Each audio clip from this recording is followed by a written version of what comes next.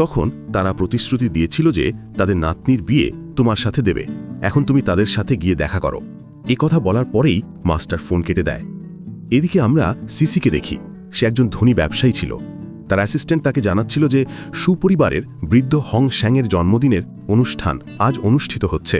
এই খবর শুনে শিয়াং শিশি সিদ্ধান্ত নেয় সেও এই বার্থডে পার্টিতে যাবে। পরের দৃশ্যে আমরা দেখি লিংও সেই জন্মদিনের পার্টিতে এসেছে, কারণ খুব শীঘ্রই তার বিয়ে হতে চলেছে সুপরিবারের সাথে।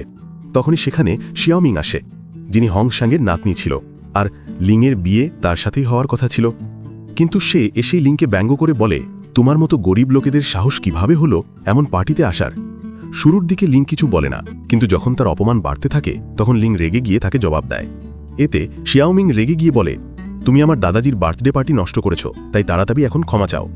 লিং তখন বুঝতে পারে যে তার বিয়ে এই শিয়াওমিংয়ের সাথেই ঠিক করা হয়েছে। এদিকে শিয়াওমিং গার্ডদের ডেকে তাকে বাইরে বের করে দিতে বলে।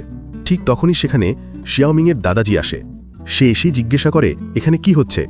শিয়াওমিং তখন বলে, দাদাজি, এই ছেলেটা জানি না কোথা থেকে ঢুকে পড়েছে, আমি তো একে এখান থেকে বের করে দিচ্ছিলাম। তখন লিং শান্তভাবে বলে, আমি এখানে জন্মদিনের অনুষ্ঠানে অংশ নিতে এসেছি। দাদাজি তখন বলে, আমি তো তোমাকে আমন্ত্রণই জানাইনি। এরপর লিং নিজের পরিচয় দেয় আর বলে, আমাকে এখানে ইয়াং মাস্টার পাঠিয়েছে, যার নাম শুনলে দাদাজি অবাক হয়ে যায়।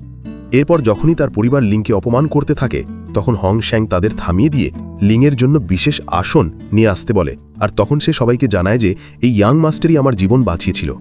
এটা শুনে শিয়াওমিং ঠাট্টা করে বলে, তোমার ভাগ্য ভালো যে এত বড় পার্টিতে অন্তত খাওয়ার সুযোগ পাচ্ছ, তাই এখন চুপচাপ গিয়ে বসে পড়ো।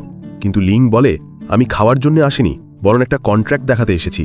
সে একটা চুক্তিপত্র বের করে দেখায় যেখানে তার মাস্টার হং শ্যাংয়ের সাথে বিয়ের চুক্তি করা হয়েছিল।